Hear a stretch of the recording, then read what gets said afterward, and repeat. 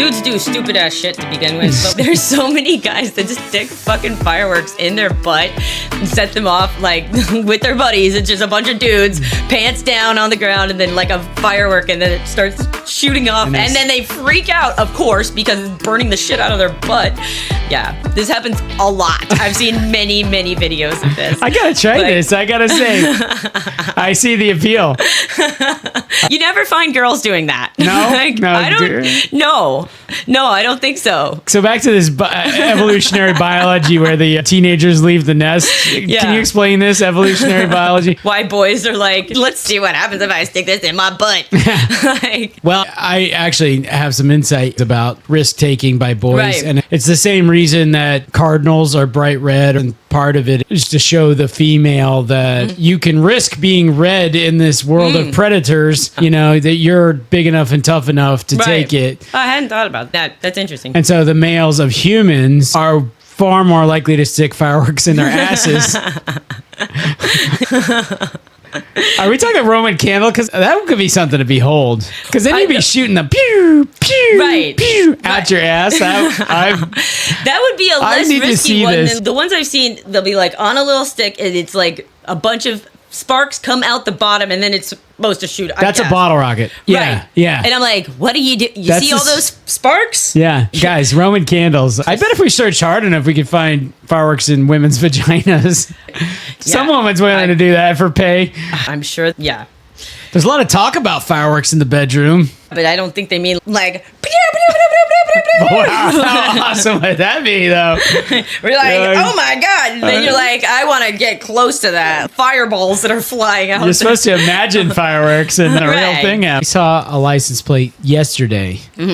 Dolly Parton has this Books for Kids program that she's sponsored with the state of Ohio, and this was a license plate for that. Visualize the driver of the car that has the Dolly Parton license plate. Dude, jacked. Yeah. Wife beater, big chain. Kidding. I would think like a bra hat, hayseed. Right. Or like a come on, have some biscuits, y'all kind of girl. Right. You were closer the first time.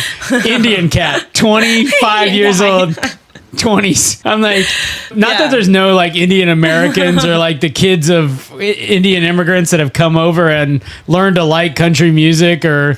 Yeah, but Dolly's like all the way in. I don't remember anything about the car, but I remember the license plate. I remember the Indian cat driving it. Yeah. Like the only person I'd expect less to be into Dolly would be Asian. Like a Japanese middle-aged guy. Middle-aged Japanese. He's like, islands in the stream. That is what you are. No one in between. 9 to 5. What a way to make a living. Starting at the bed and you tumble to the kitchen. Pour yourself a cup of ambition. God. Exactly. But I would like it. I would like that. Well, yeah, I wouldn't like that. Well, I think there's a lot of really, really bad karaoke in Japan of American songs, and it wouldn't surprise me at all for someone to be Dolly, John Denver, you know, like West Virginia, Mountain Mama. You could see that being sung in a Japanese karaoke. I guess it's a thing to be fucking amazing at whatever song. And so it'll be like a dude who's like you singing Celine Dion. Yeah. But like pitch perfect, indistinguishable. As a dude. Yes. Okay. I'm sure that the girls do it too. But the dudes are up there going like, yeah, exactly. Yeah. Is that a Celine? That's Whitney Houston. Damn it. But good try. Wait, I know. Like, Celine's song is something like that. My Heart Will Go On from Titanic. Yes. It's so close to that song. I was just listening to some oldies, and dudes used to do a lot of high-pitched singing back in the day. Like, that was very much a thing, the falsetto stuff. Yeah, falsetto's a real discipline. Yeah. I saw one video of this really talented boys choir. They're singing along, and then they're like focusing on this one kid who like grabs a balloon every now and then and like sings helium. In helium, yeah. I feel like you've got to have a lot of confidence in where your voice goes exactly. Like, apparently, the other like gases that are in that vertical of the periodic table. The noble gases, are you referring to? That's right. You should salute when you say that. I should curtsy. Right. Like, take your hat off. Apparently, the ones that are heavier will bring your voice down similarly to like the way the helium raises it up. I guess, is helium right above oxygen? I'm not sure. No. Is oxygen a noble gas? No. Nitrogen is. No. Helium for sure. That's the first one. Things like argon. Yeah. Neon, maybe? Neon. Yeah, you're right. Oxygen's like the opposite of noble because that shit sets everything on fire. That's what fire is. That's right. It's oxidization. Thank God it's not a noble gas. We would have no fire. Like, we probably wouldn't have life if we didn't have something that was combustible like that. When you go to bed tonight, say your prayers for oxygen. Thank God. And for helium. Well, helium. We need a Save the Helium campaign here. Yeah. We need t-shirts and bumper stickers. Man, I see those tanks for sale all the time. Like, you can buy a little tank. One was at Goodwill, and I was like, motherfuckers. I almost bought it because this is a one-shot trip. Helium. Yeah. We could make a bunker filled with helium. We should. To save the helium. They're going to come to us after a while. Could be worth a lot of money someday. That could be worth more than my fucking uranium investment. I'll tell you that. So the noble gases are helium, neon, argon, krypton, xenon, radon, and oganesson. Yeah, it's got to end in on. Well, there you go. I named 3. I think that's pretty good. Yeah, absolutely. I can't remember like which one drops your voice like super. Like, it's related to the like weight of them. That's why your voice goes up. You listed them in order of weight. So, well, I wonder which one's the middle. Like, you huff argon and you're like, no change. Yeah, right. Yeah. We've got a tank of argon in this house. Did you know that? I do know that. Yeah. We bought more argon than I ever. Definitely tried. We should. It's like not a great idea. So people do like die from helium, inhalation, right? Because it's a noble gas, it doesn't make your body freak out or anything. Your body's like, cool, I'll just die. I'll just die because you don't have oxygen. Well, this is where dudes are more biologically wound to huff a lot more helium, like really show off. Totally. You remember last episode, the antimatter we talked about? Yeah. For sure they had created anti-hydrogen, but I thought you said anti-helium. They had created anti-helium. I believe so. I had all kinds of follow-up questions from that, Kalyn, because I don't get it at all. How do we know we actually made this antimatter? Like, how do we know it's there? And then we had to catch it in this trap. So how did we? Right, really crazy traps. It's like a vacuum and no matter plus magnets and stuff. Like, I don't completely get. I don't know why we like. I mean, I can understand why they theorized that this. Yeah, I guess because they're just dudes that are super smart, sit around thinking about like. Yeah. The important things. Yeah. They're not like that worried about tariffs. They're just like, no. Yeah, tariffs, schmeros. Listen, I made anti-protons, bitch. Right. Right. Neil deGrasse Tyson was talking about who the smartest scientist he knows of is. And he said, Isaac Newton, without doubt, right? He like created calculus and like came up with all these huge theories, and like then he turned 25. Like, seriously. And that was the end of his career? Like, no. Like, it's just saying that like he created calculus, shit that like most of us can't make sense of, you know, like. That dude was probably fucking insufferable. Absolutely. Just like, I don't think it's fun to hang out with, you know, these like savant type people that are just crazy geniuses. Yeah. They're like, hey, Clyde, should we go hang out with Isaac Newton today? It's like, oh, dude, again, we just did that like 3 weeks ago. I know, but he's my half brother. Yes. I promised Mom I would check in on Isaac like once a week. Yeah, but oh God, dude, really? Like, we could go ice fishing though. And then you go over there and fucking Isaac's like dropping marbles off the stairs and yes, I just imagine chalkboards like covered in crazy ass like mathematical stuff. He's holding a prism. Yeah. I don't know what else he came up with, but apparently a lot of shit. I mean, dude, just calculus alone is enough to. And he invented calculus to solve these other problems. He just needed to figure out how to like get from A to B. And I know another famous one, gravity. He came up with that. Right. Here's the thing: I can hardly believe that people in the Roman era like had cloth. Like had clothes. Like, how do you make this cloth? How do you do this? They're making it on looms and stuff. Yeah. And then you see it doesn't look like, if I made something on a loom, it would look like a freaking summer camp, you know. Right, one of those little woven, like, it's like, here, I made you a hot pad. Right, like, exactly. Very narrow in the middle. Exactly. These guys have togas and like fancy, you know, red and purple robes and like, wow. So there must have been like whole huge numbers of people. And then silk is another one that next level I don't even understand. You got silk worms spitting out silk, and then we make this into how we thought to use that. We're like, oh, there's these bugs and they make this like sticky strawy stuff that like I wonder what happens if we like combine it and then wash it and then stretch it and then do all this very elaborate process to get from worms. Yeah. And then to set up a shop so that you could be harvesting all these fucking silkworm or whatever it is. Yeah. I would just watch this thing that was about like this ancient tradition of like how folks in China made cloth from bamboo. Yeah. So like you got to like cut down bamboo, then boil it for like hours and hours and hours and hours and hours, then grind it into a pulp, then run it through a very fine sieve. Yeah. Like it's a hugely long process and lots of work. I'm like, man, who came up? I guess you got tons of fucking bamboo. And you're like, well, we got to wear clothes. Yeah. We've noticed that like shit goes bad if we're not wearing clothes. Yeah. Like, you know, we get cold. I just saw Christine and I'm like, that bitch needs to wear some clothes. Like, you know? Please, geez. Yeah. All the ladies are like, God, these dudes just walking around with their dicks out. Like somebody has got to create something. And Christine, she doesn't like keep it under control. You know what I mean? Like... Man, which I don't know how we have sharp edges either. That's another one I'm like fascinated by. People could shave back in the 1500s. Like we made metal that sharp. Yeah, I mean, like, we made swords and stuff. When did we start making swords? Yeah, well, way before that. The Egyptian have swords 6,000 years ago, probably. Right? I mean, I don't know. I guess so. Figure it out. Like, when were swords invented? For sure we had swords before most people knew how to read and write. I mean, yeah, Middle Ages. They became in the Bronze Age, which was earliest appearing around 3300 BC. But I feel like it's one thing to have a sword. Like, first of all, a sword's big. If I hit you with a sword, it has to be a certain level of sharp to do damage, but it doesn't have to be like razor sharp. Right.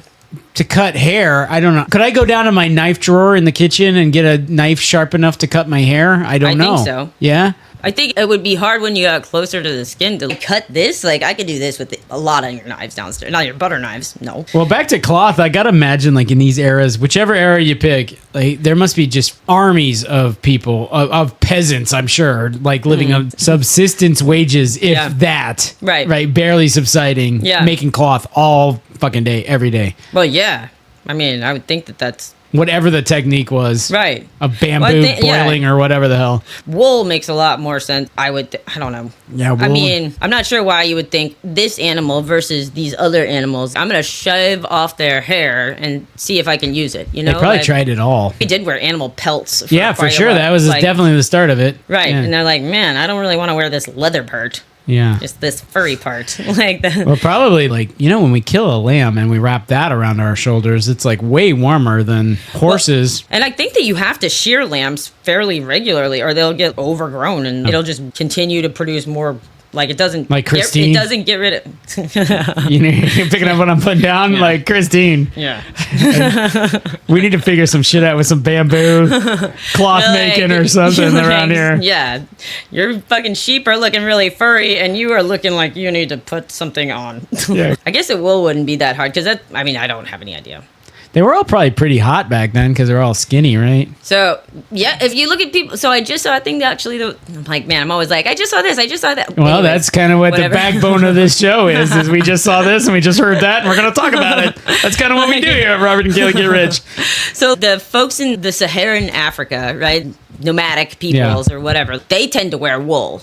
Okay. Like almost all of their clothing is wool. Wow. This thing I was listening to was talking about like how to deal with problems of getting too hot and like how you deal with that clothing wise, right? And like in the desert, it makes more sense to be like covered up like with a very large voluminous thing because apparently the wool is good at keeping the heat out and enough circulation going so that your body doesn't get too hot. But if you think about what you see in Lawrence of Arabia or something, those guys are in fully poofy white things. And they need to be fully covered also because of the sun. They could get sunburns. I bet it's not all that great even in your poofy white thing. Like it's still I bet probably you're fucking uncomfortable as shit. Yeah. Like, and it's like, well, yeah, you're a nomadic fucking sheep herder in the Sahara. I don't think doesn't anybody ever think like maybe we should get the fuck out of here? Like let's go someplace where there's fucking grass or a tree. Why are we hanging out in the goddamn? Like I'm so fucking poor. There's a lot of weak guys. We can raise sheep anywhere. Yeah. Why are we doing it on the fucking Sahara? And also, pick a direction and you're fine. You can go south,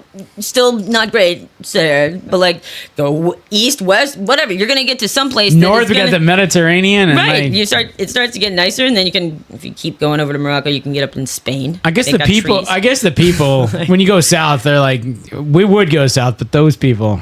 Jesus. What? I I mean, maybe part of it's that like you stay where you know, and like in the desert it gets really risky. In the Sahara, if you're just like, I'm heading out that way, fingers crossed, like I run into water at some point. Yeah. Or me and all my animals are gonna die.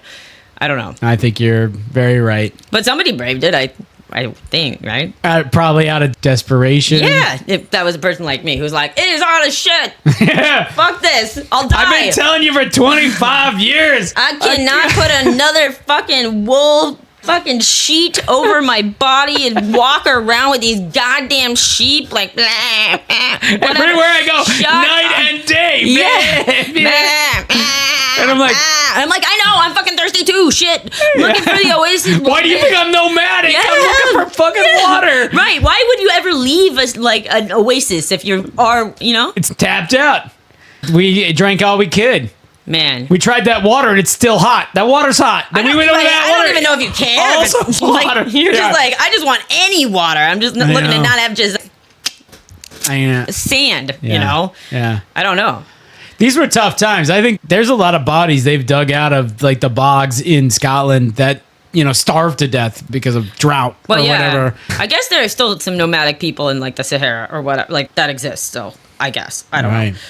We got to get them some brochures or something. Right. Man. Like, let me introduce look you at this guys. place. Yeah. Look at all this water. Yeah. Look at this. And it's cool. And it's called San Diego. I mean, freaking Cleveland would be heaven compared to... They're like, water all the time, everywhere?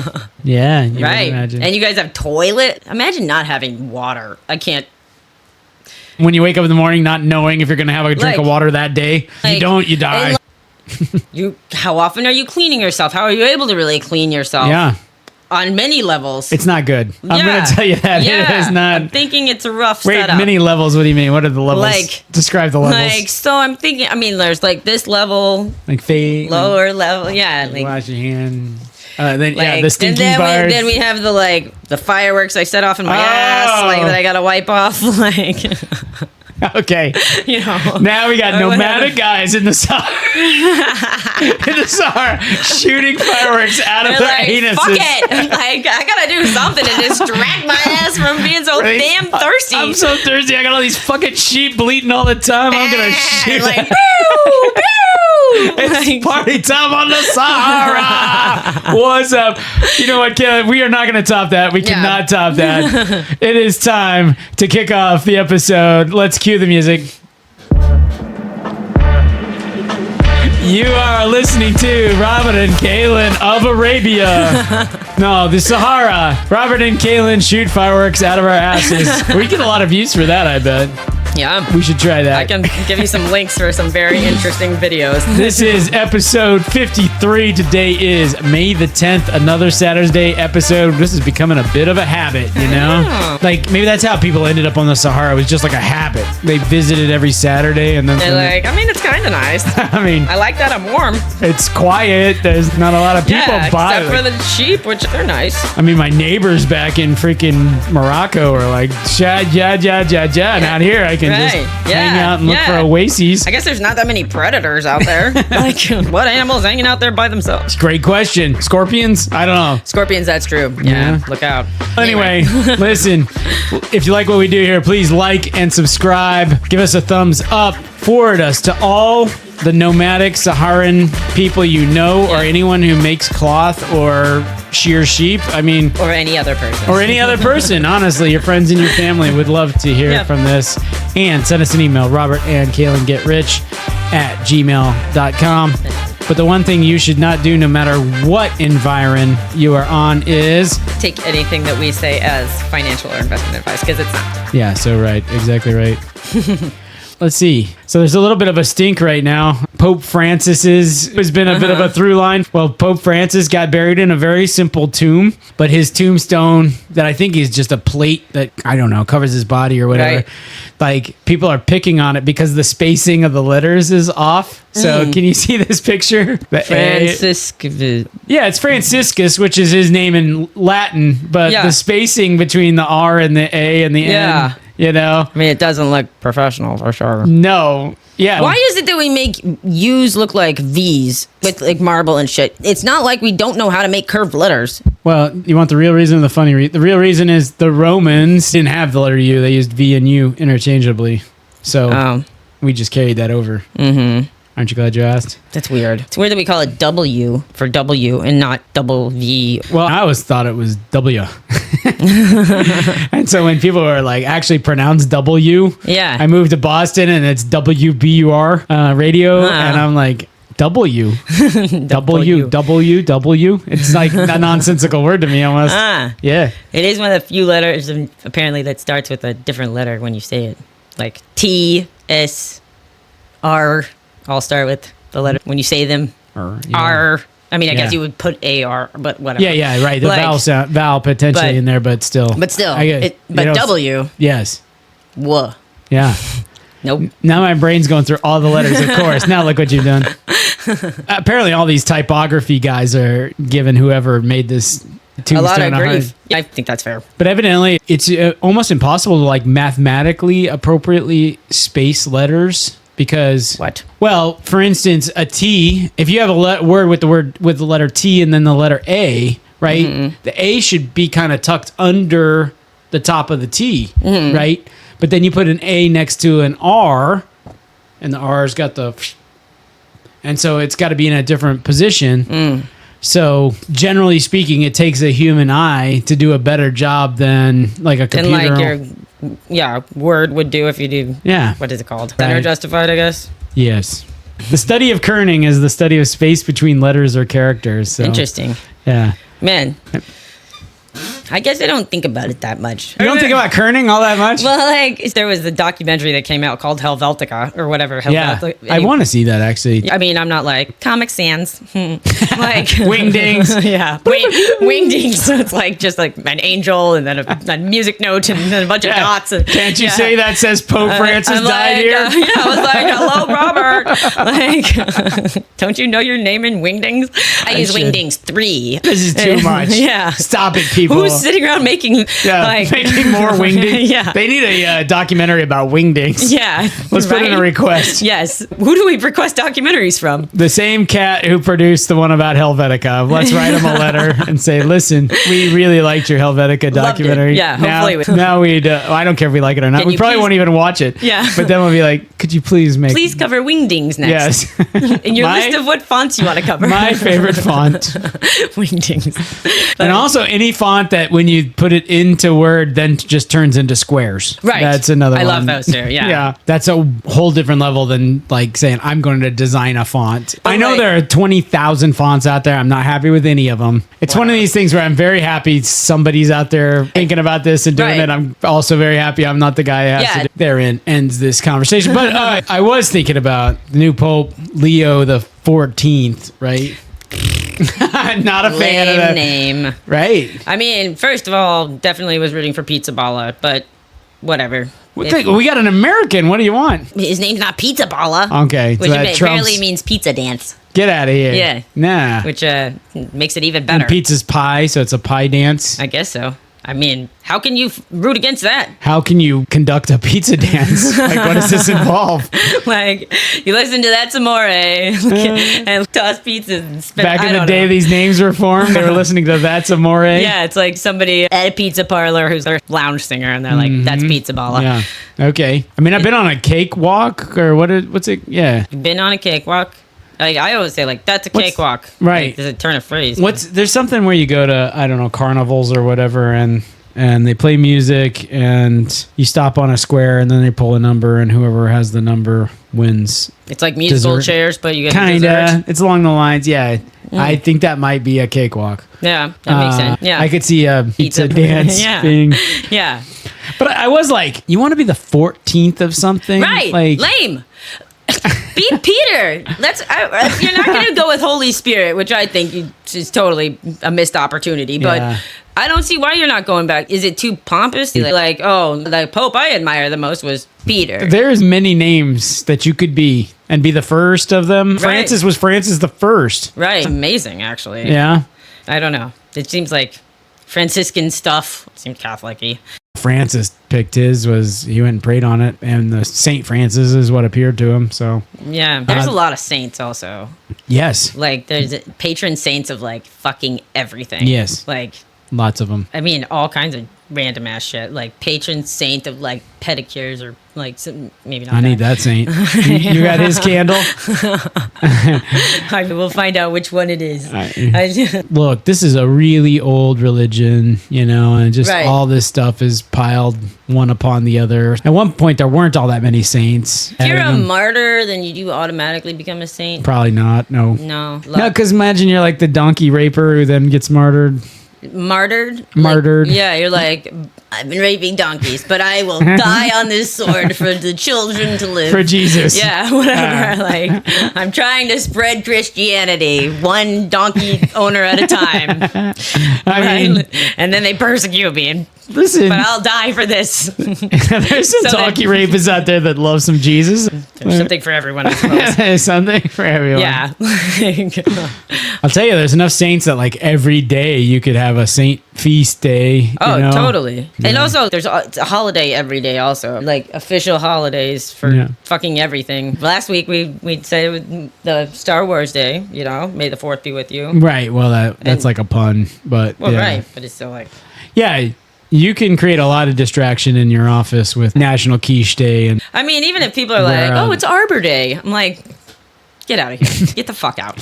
You're not allowed to talk to me about Arbor Day or any of the other nothing holiday. Listen, there's only 6 holidays. Right. I'm at work. Go away. When Biden added Juneteenth, right? Yeah. I, as a business owner, immediately I channeled my inner Ebenezer Scrooge. I'm like... This is just an excuse to give people a day off work. Do people like generally get a Juneteenth off now?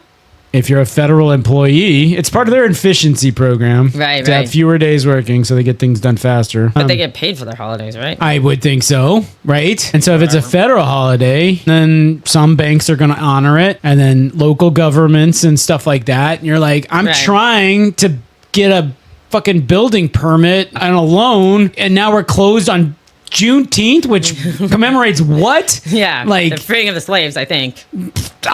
No, the Battle of New Orleans or something. I mean, yeah, there's slaves involved somehow. Commemorate the end of slavery. God damn it. Well, who the heck would care about that? Why are we closing down work for that? I mean, we've got Veterans Day. Yeah. Labor Day. Why are we doing daylight savings? That's what I want to know. Yeah, nobody knows. Nobody likes it. I'll tell you, if there's one cat that could get rid of daylight savings time.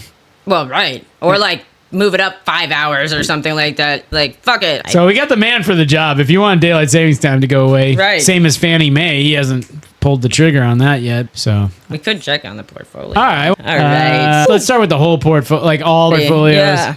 Look, you cannot even compete. You can't. Yeah. You cannot touch the get rich portfolio. Hell no, you can't. Like people should be paying us to be managing their portfolio. We should be providing financial advice. Yes, we don't. We but don't. We could. No. Man, the S&P almost exactly flat. Yeah, and they're lucky to be that high. Yeah. You know, the guests are a little bit above that, and everything else is just red. Yeah. Red. And we are at 7.233%. Which is pretty sweet. Yeah. It'd be nice if Trump hadn't come along and wiped out all our gains and we were still in the teens. Fannie Mae? Fannie Mae is a huge part of it. Yeah. 350% up. That's awesome. It might be time to start shedding a little Fannie Mae. Other strong performers, Howmet. Yeah. And Chewy. Look at that. Almost doubled. Wow. Reddit, strong. Reddit's doing great too, yeah. There's a couple that have done fine. Like Chicken Soup for the Soul. Just kidding. That one, not so fine. That feels like ancient history, doesn't it? Chicken Soup for the Soul. It sure does. Yeah. Now, the guests, mixed bag, but they've made some great picks lately. Disney. Yeah. And Kroger. We sure as shit should have invested in Andor. Yeah. My God. And Kroger's doing... Kroger is solid. I don't know if something's going on with that acquisition or what. Pulte Homes, still not good. Starbucks, since they invested, not good. Andrea's picks. Andrea's picks have just been awful. Justin's picks have seen quite the rebound, I think, but still largely in trouble. I think we should not check on the Justin Tariff portfolio again until something happens with it. At least not diving into it. You don't just like taunting Justin, you're stupid. Just kidding, Justin. We love you. I'm sure you've heard this, and I've been keen to get your input on this. Trump put 100% tariffs on movies made outside the U.S., declaring foreign film production a national security threat. So is he talking about, like, if we're going to film Pirates of the Caribbean in the Bahamas, is that the tariff we're talking about? Or we're talking about, like, foreign films being put into movie theaters in the U.S.? The first thing that happened is Hollywood was like, what are we talking about? Because to your point, okay, so we film it in Mexico or St. Lucia or Afghanistan or wherever the hell. Right. But that's like us. We record for 2 hours and then we edit for 10 hours. Right. And it's hardly a security threat. Well, that's the part that I wanted you to help make the case why this is a security threat. If they think so, they're infiltrating our minds with these foreign ideas that we're screening around the United States. And we're like, man, all of a sudden I'm into Kazakhstan. Their plight. Trump said all movies coming into our country that are produced in foreign lands, this is a concerted effort by other nations and therefore a national security threat. Because there are a lot of other countries like UK, Ireland, they have done a lot of tax breaks and stuff to get films to be filmed over there. Right. If you can call this a security threat, you can call anything a security threat. And I still don't get it. Like, here's a film. It's from China with a Chinese cast, Chinese director, Chinese script, blah, blah, blah. Produced in China. Right, yeah. Chinese film. Yeah. Like... That film's like, like, oh, so courteous. But yeah, I don't see a bunch of those films being a security threat that we're going to be like, oh no, anti-American propaganda is getting into our heads. But they talk that way about TikTok and China, like China controlling TikTok, making it so that we're all getting stupider and blah, blah, blah, blah, whatever, versus like TikTok. I think they have like real concrete examples of that, actually. But did you know these restrictions on media companies had been around for a long time? The broadcast networks were not allowed to be majority foreign held because they were that critical to communications to U.S. citizens. So it's not so far afield if TikTok is one of the main communication platforms today to say it can't be foreign owned by our number one adversary at this time. Yeah. From what I've heard, it's sort of conspiracy theory-ish sounding, but apparently it basically finds your dumbest interest and it just promotes that, versus in China, it's like promoting like learning and connectedness and like building a better world together or something. Algebra. Right. Teaching the kids algebra there. And it's like, oh, you like that video about dancing? You know what else we could do? Count numbers so that we can get better at math. Yeah. And here they're like, you like people banging their heads on fences? Exactly, right. That's so good. I like that. A national security threat that Chinese and TikTok are making us dumber. That's like, 100% believable. Apparently, there's been like all kinds of problems in like Newark with all the radar went down, full stop. Yeah, in Newark for like a period. Yeah. I'm like, you guys need to have it together. How does even radar go down? That's just a spinny thing, right? That like. I don't know. Yeah. It should be like perpetual motion. Yeah, just get somebody up there pushing that shit. Yeah. Like, dude running around. Yeah. But like. That's how they did radar back in the Stone Age. They had a dude like. Speaking of stuff from before. Speaking of things. It just was like nonstop this week with all the amazing headlines. Here's another one. Trump says he wants Alcatraz restored as a prison. Yeah. It would be extraordinarily expensive. Why it's that hard to escape from there, though? I get that it's kind of a long way on the water for you to swim, but it's not like that far. Yeah. Plenty of people have swum the English Channel or whatever, which is way more than that. Right. So, like. Because you're tired. I don't know. You've been lifting weights all day. You had to dig out from a hole. Like, you're tired from digging and. Yeah, but you're not doing all the digging that day, are you? Well, I mean, I can't imagine so. No, the guys who escaped, no, they didn't do all the digging in one shot. No. The guys who can escape from prison nowadays, I'm like, man, that's pretty fucking next impressive. level. Yeah. I know, it's like fun to watch. You're like rooting for the guy. I know. Like, dang. Paying attention to like the schedule of things and when like this guard turns that way or whatever. It's like a hay truck drives by and you jump in the hay. Yeah, right. I saw that movie. I think Leo was in it. Leo DiCaprio, not Leo the 14th. Oh, yeah. He'd be good in that. He would be good. Leo the 14th escapes from Alcatraz. Coming to you, made in America. Yeah. This, like, all this. You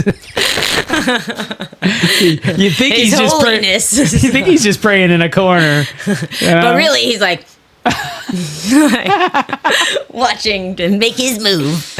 Yeah. So the thing with the Alcatraz was, and the movie sanctions was, Yeah. there are commentators like literally speculating that Trump watched a movie about Alcatraz, and that's what made him think that we should tariff movies and we should reopen Alcatraz, and it's 100% believable. Absolutely. Like, I don't know why anyone would think that we should reopen Alcatraz. Like, first of all, like, I don't know that San Francisco is like down for that, because like it's a pretty big site that people go to visit and stuff, and it's like preserved. It's kind of, you know. Why would you want to shut down this national park and open this prison when we can open a prison in like the Sahara? We can make an island. So Valley, like, we'll make another island over there. Like, fucking build one. Or Guam. Guam, I'm telling you. Whatever the fuck. You can make the prison on the mainland, and you can make it plenty secure. Believe it or not, life is not like Con Air, where people can just hijack a plane and escape, you know? Yeah. You know how many people have escaped Supermax prisons? No. 0. Yeah, you're right. I don't know if no meant you don't know or meant none. No. But no, 0. Really? None have. Yeah. Yes, you cannot escape these places. Yeah, they make them pretty tough. Yeah. So obviously they don't have to be on a freaking island, and you don't have to shut down a national monument or whatever the hell, and like one of the biggest tourist attractions in San Francisco. Why on earth would you? It's just like a crazy idea. You got to refurbish it. Like, totally refurbish it and lose like all the like historical value of like Al Capone was in there or whatever. I mean, I don't think it's that practical to like get people back and your guards and stuff back and forth. Like, you'd have to keep the ferry going that used to carry a bazillion tourists in and out every day. Now we're carrying food for the commissary and guards. Right. And it's just easier for the guard to just drive their truck to a parking lot. I would think so. Out in the country. Yeah. I mean, who wants to get marooned on an island if you're a guard at a prison and there's like a revolt? I didn't think of that angle. Yeah. I mean, you're stuck. Yeah. You got to swim back to San Francisco. And then they're swimming after you. Right, which is why the guards have guns and stuff. Yeah. And but they can only, anytime that you're way outnumbered, you can only take down somebody. Which is why there should have been slave revolts, Right. And it wasn't until Juneteenth and Andrew Jackson freed all those slaves. Andrew Jackson freeing the slaves. That doesn't sound right. Lincoln did that, didn't he? What the hell? Lincoln was the one who had the Civil War. He's famous for freeing the slaves. Yeah, Lincoln.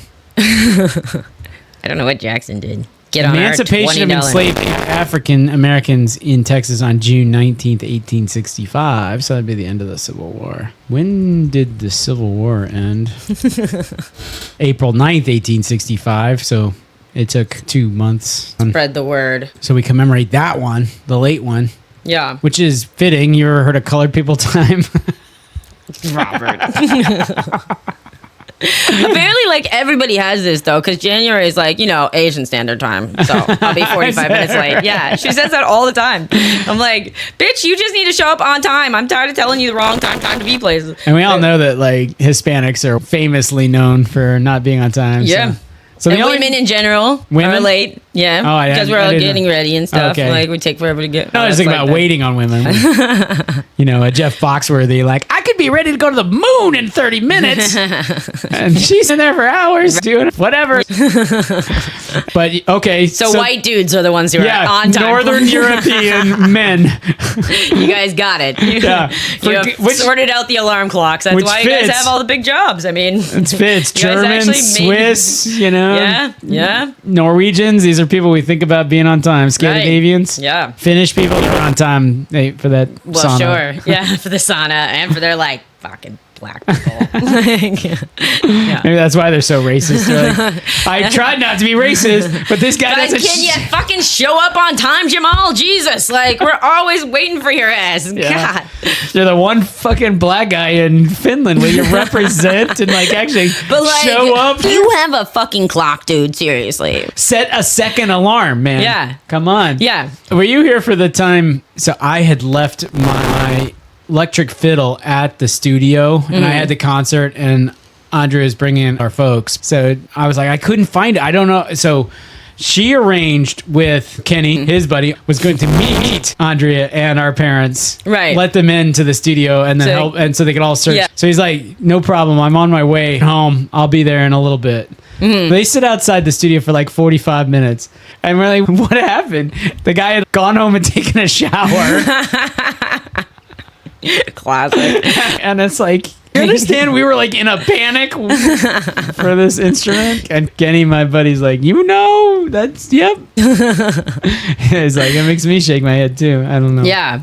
No, totally. January was like, okay, so I'm going to try to get to this doctor's appointment at 1:00. We're like hanging out. She's like, do you think I have time to swing by Nordstrom before I go? I'm like, dude, you have 15 minutes to get there as is. Like, no, you don't have time to go to Nordstrom. Like, what? No. She's like, this is probably why I'm late. I'm like, yes. You don't understand how time works. We had two friends that we were meeting out for golf, and they accidentally went to the wrong golf course. And then Is this Catherine? No. Well, yeah, it does sound like a sort of. She's one of the friends that, yes, you can count on being late. Yeah. You know, and Andre's just like, don't give her a hard time. She's, got a lot going on. I'm like, get your act together. But anyway, evidently they were, driving to the right golf course, and they're like, well, the husband doesn't know us that well. And like, well, are they on time people? And the wife's like, yes, yes. Anyway, on time. Because if you had the right set of friends, it wouldn't actually matter if you had driven to the wrong golf course and we're going to be 37 minutes late or whatever. So I came across this week related to absolutely nothing that we've talked about or anything like this. But do you happen to know Elon Musk's official title at Tesla? Is he like founder? Is that what, or no? That's the sort of thing I'm looking for. Yes. Like he's gonna be like car wizard or something. I don't know. Yeah, you're much closer. Here it is. Elon Musk's official title at Tesla is Techno King of Tesla. Techno King. And he was also given the title of Master of Coin. She reacts at the time. Yeah. Techno King. Like, yeah, that also reminds me of Molly and like the titles that she wanted to give us when we were like working together at Commune, which looks like commune. And I'm like, so it's an art thing and it's called commune. And like, you're called like the, navigator. And like, I'm like, the what? The navigator. She's arbiter. She's like, I think that was the lawyer's title, like, or whatever. I'm like, no. I'm like, wait, is this a business or a board game here? Can I just be like a director? Yeah. Period. Or something, or manager. Whatever. No wonder you felt fully comfortable creating T-shirts that said "Offsite Event 1999" when it wasn't 19. What was it? No, team building exercise 99. 99 after the fly to the concourse. I was like, I don't care that nobody else knows what this fucking reference is at all, and it's got a picture of my dog on the back. You're talking to the navigator right here, right? And I navigate us towards bug pictures and obscure references to fly to the concourse. Yeah. Take it or leave it. Yeah. You didn't ask somebody else to make the T-shirts. Yeah. I also don't have any other real responsibilities here at Commune. Yeah, right. Like, which isn't actually a real business. The expenses are 10 times the revenues, maybe 100. Well, I mean, revenues.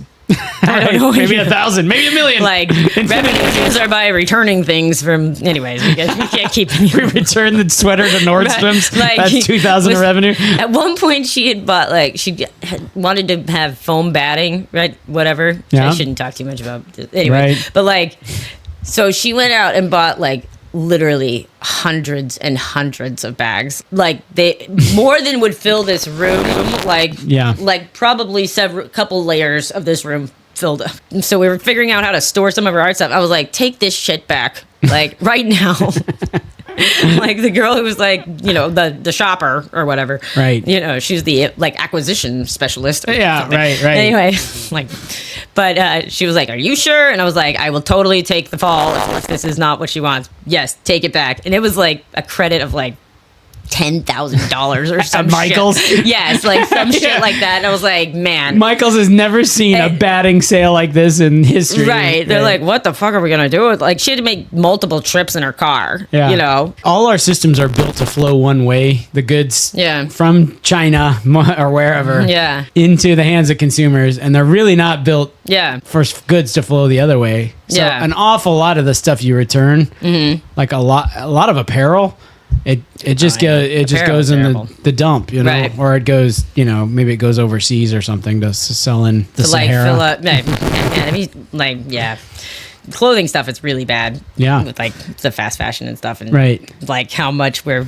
fucking up like all these Bangladesh and stuff. Like it just have mountains of fabric all along their coast. Like you can't do anything with all this fabric. Yeah. You mentioned Bangladesh in there, and we have people from Bangladesh. I got a guy from Bangladesh and a guy from Pakistan. So I was like, what's the average income in Bangladesh? Oh, right. Yeah. Yeah. Because I want to know this guy who obviously hustles and works pretty hard for us, I think. I don't know. Well, it turns out the average income is just under $300 a month. Wow. In Bangladesh. Yeah. And about the same, little more maybe in Pakistan. Yeah. And right. And so my $100 I send him a month plus or minus is right. So when he's like, when you don't want to have him do the work, then it's like, it's like a big. Well, and hopefully I'm not his only source of income. So he's probably doing pretty well by Pakistan standards or whatever. Right. Yeah. Yeah. Yeah. Man. But it's also just, I mean, it's, this is the sort of like labor arbitrage that you can really take advantage of. You can get a lot out of high skill work for very inexpensive. And I just wish you used our like different stills for YouTube, but that's it. That's my only complaint, really. Anyway. He's busy supposedly studying what shows up on SEO and stuff. I do think that big smiling faces are but mine this time was like that's how your face is. You don't have that was the best picture like yeah. So it was 54 minutes of that and then 1 minute of and so you use that. Exactly. Fair. What can you do? Yeah. One click at a time, one episode at a time. Yeah. I don't know. That feels like as good a place as any to wrap this up, Kalyn. Let's cue the music. Yeah, cue the music. You've been listening to the Robert and Kalyn Get Rich podcast. That was episode 53, come and gone. Mark it in your calendars. Check. Make sure that you like and subscribe, forward us to your friends, and send us an email, Robert and Kalyn Get Rich at gmail.com. Okay. Tell everybody. Yeah. Now, if you get arrested and sent to Alcatraz, those cats. Tell the world. Tell the world. Tell all your friends in the Sahara. Bangladesh and Pakistan. Right. We want to be worldwide. Yeah. Finance comedy superstars. Right. Do we have anything else we need to tell the good people, Kalyn? I don't think so. All right. Well, with that, bye-bye.